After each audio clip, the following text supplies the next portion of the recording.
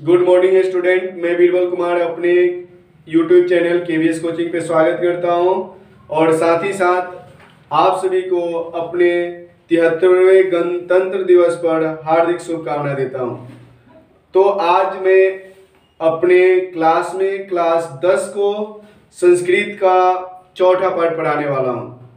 जैसे कि आप लोग मेरे पीछे देख रहे होंगे, तो ये चौथा पाठ आज हम लोग पढ़ेंगे और इसके श्लोक का हिंदी अर्थ को जानेंगे, इसके प्रश्न उत्तर को जानेंगे और साथ ही साथ परीक्षा में किस टाइप से प्रश्न पूछे जाएंगे उसको भी देखेंगे। ठीक है, तो आइए देखते हैं। तो यहाँ पर आप लोग पहला श्लोक देख लीजिए। हम लोग का ये पांचवा पाठ है, पंचम पाठ है, भारत महिमा। भारत महिमा पाठ का नाम है और इसका पहला श्लोक है। इसका मैं उच्चारण कर रहा हूँ, आप भी साथ में करेंगे और मैं आप लोगों को बता दूं कि आप सभी कॉपी और कलम लेकर बैठे हैं, साथ में श्लोक को लिख लें और उच्चारण भी करें। ओके, देखिए पहला है गायन्ति देवा किल गीत काणी धन्यास्तो ते भारत भूमि भागे स्वर्गा पौवर्गा अस्पद मार्ग भूते भवन्ति भूय पुरुषा सुरत्वात्। ओके, एक बार और उच्चारण कर देते हैं। गायन्ति देवा किल गीतकानि धन्यास्तो ते भारत भूमि भागे स्वर्गा पवर्गा अस्पद मार्ग भूते भवन्ति भूय पुरुषा सुरत्वात्। तो ये पहले श्लोक का उच्चारण रहा और हम लोग अब इसके हिंदी अर्थ को देखेंगे। ओके, तो आइए हम लोग इसके अर्थ को देखते हैं।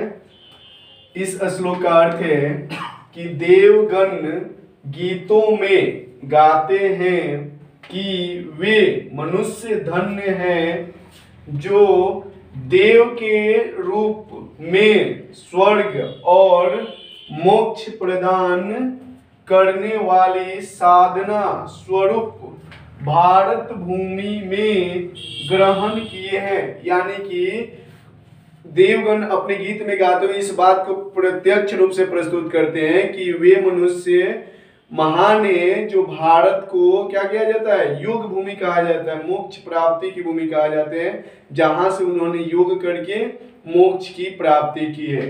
तो इस श्लोक का ये सटीक और सरल भाषा में अर्थ है। आप लोग इसे नोट करके इसे दोहरा दीजिए, 2-3 बार पढ़ लीजिए और परीक्षा में आए तो एकदम सरलता से लिखिए। ओके, तो स्टूडेंट अब हम लोग देखेंगे इस पाठ के दूसरे श्लोक को। ओके, दूसरे श्लोक जैसे कि आप लोग यहाँ बोर्ड पे देख रहे हैं, दूसरा श्लोक कुछ इस तरह से है। मैं उच्चारण कर रहा हूं, आप लोग भी साथ में करो, हम आराम से उच्चारण करेंगे। अहो अमीसाम किमकारी शोभनम। ठीक है, प्रसन्न एसाम स्विदुत स्वयं हरि। ओके, यर्जनम, यह यर्जनम लब्धम नृषो भारत जीरे मुकुंद सेवो पयंकम अस्पृहा ही ना। ओके, एक बार और उच्चारण कर देते हैं। अहो अमेशाम किमकारी शोभनम प्रसन्न एसाम स्विदुत स्वयं हरि यर्जनम लब्धम नृषो भारत जीरे मुकुंद सेवो पयंकम अस्पृहा ही न। तो इस श्लोक का अब हम लोग अर्थ देखेंगे। ओके, तो स्टूडेंट अब हम लोग देखेंगे भारत महिमा पाठ के दूसरे श्लोक के अर्थ को ना। तो इस श्लोक का अर्थ कुछ इस तरह है, इससे सुंदर और क्या हो सकता है कि मनुष्यों में इनसे जिनसे भारत भूमि में भगवान विष्णु की सेवा के लिए जन्म ग्रहण किए हैं, यह हमारी भी इच्छा है। अर्थात देवगण भी इस भूमि यानी भारत भूमि में अवतार लेना चाहते हैं, यानी कि देवता लोग भी भारत भूमि में अवतार लेना चाहते हैं, यानी इस विष्णु के भूमि में अवतार लेना चाहते हैं, वो अपना सौभाग्य मानते हैं। तो इस तरह से दूसरे श्लोक का अर्थ है, इसे आप लोग नोट कर लीजिए। अब हम लोग देखेंगे तीसरे श्लोक को। ओके, तो स्टूडेंट अब हम लोग देखेंगे तीसरा श्लोक और इसके अर्थ भी साथ में देखेंगे, ठीक है। तो सबसे पहले श्लोक को देख लीजिए। इयं निर्मला वत्सला मातृभूमि प्रसिद्ध सदा भारतम वर्षमेतत् विभिन्ना जना धर्म जाति प्रभेदई, फिर से देख लीजिए, धर्म जाति प्रभेदई रिहैकत्व भावम वहंतो वसंती। बहुत ही शुद्ध उच्चारण में आपको बताया जा रहा है, इसको बार बार रिप्ले करके, वीडियो को रिप्ले करके दोहरा लीजिए। और इसका अर्थ होगा कि यह भारतवर्ष सदा प्रसिद्ध है, यह भारत भूमि निर्मला तथा ममतामयी है, यहाँ विभिन्न जाति के लोग बिना भेदभाव के भावना का निर्वाह करते हुए निवास करते हैं। क्योंकि भारत तो ऐसे भी महान है ना जी, हर मामले में भी हम महान है। और यहाँ जातिवादी का भी बात कहा गया है। भारत भूमि निर्मल यानी कि स्वच्छ है और ममतामयी है, और भारत के लोग बिना किसी भेदभाव के एक ही स्थान पर अपना जीवन निर्वाह करते हैं या इस धरती पे वास करते हैं।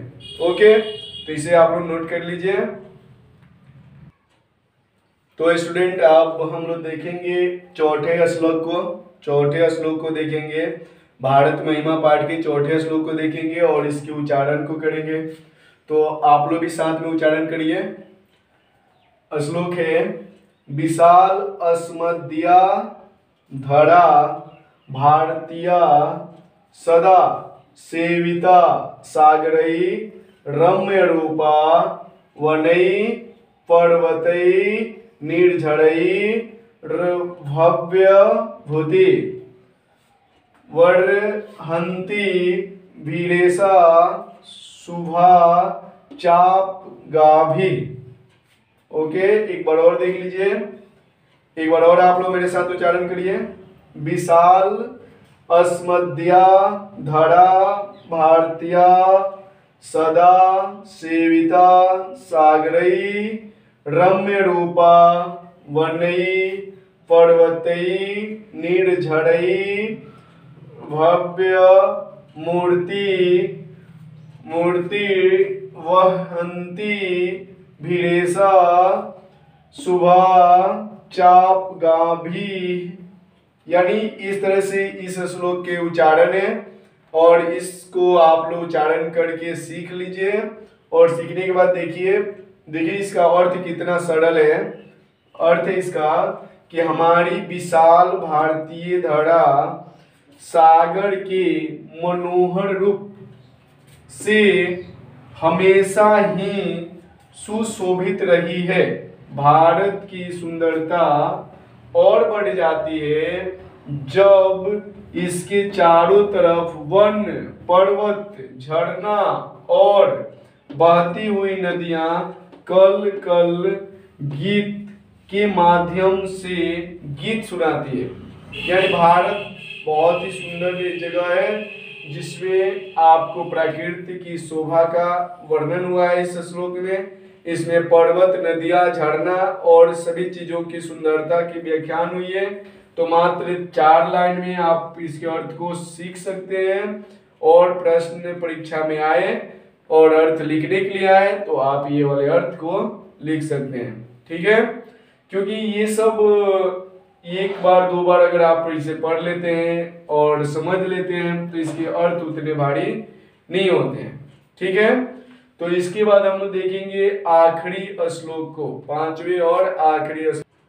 तो स्टूडेंट अब हम लोग इस पाठ के आखिरी श्लोक को देखेंगे। ओके, आखिरी श्लोक को देखेंगे, भारत महिमा पाठ के आखिरी श्लोक।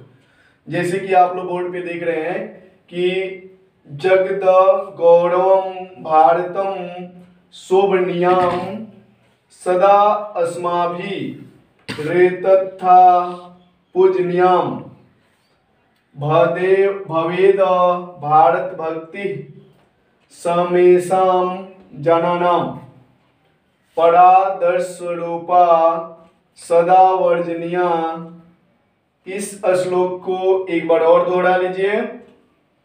जगदय गौरम भारतम शोभनीयम सदा अस्माभिर्त तथा पूजनीयम भवेद देशभक्ति समेषाम जनानाम परादर्श रूपा सदा वर्जनीया। तो इस तरह से इस श्लोक का उच्चारण था और इस श्लोक के उच्चारण का अर्थ आप लोग नीचे देख सकते हैं। इसका उच्चारण का अर्थ मैंने पहले ही रख दिया है हिंदी में, तो देख लीजिए। इसका अर्थ होगा कि भारत विश्व में शोभनीय एवं पूजनीय बना रहे, इसके लिए हमारी देशभक्ति एकदम आदर्श स्वरूप एवं आकर्षण वाली होनी चाहिए, तभी भारत विश्व गुरु बन पाएगा। यानी कि कवि जो है भारत महिमा पाठ लिखने वाले, उन्होंने इस श्लोक के माध्यम से हमें ये बताया है कि हमें अपनी देशभक्ति को इतनी आकर्षण बनानी पड़ेगी जिससे भारत की महिमा या भारत की गौरव पूरे विश्व में विख्यात हो जाएगा और भारत विश्व गुरु बन जाएगा। ठीक है, क्योंकि ये श्लोक बहुत ही अच्छा है और ये श्लोक हमारे भारत की गुणों का बखान करता है और हमें देशभक्ति को और सुदृढ़ करने के लिए शिक्षा देता है। तो इस तरह से हम लोग भारत महिमा पाठ यानी संस्कृत के 5 पाठ कर चुके हैं। इसके श्लोक हो गए और इसके जो शेष प्रश्न उत्तर है मैं अगली क्लास में पढ़ाऊंगा।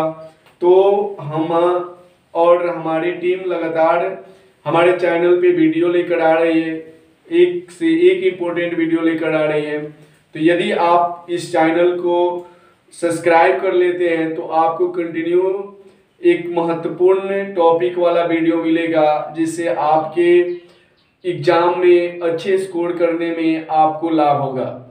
ठीक है, तो मैं कहूँगा कि आप लोग मेरे चैनल को शीघ्र सब्सक्राइब कर लें और वीडियो को लाइक करना ना भूलें। अगर वीडियो अच्छा लगे तो लाइक कीजिए और अपने दोस्तों में शेयर कीजिए।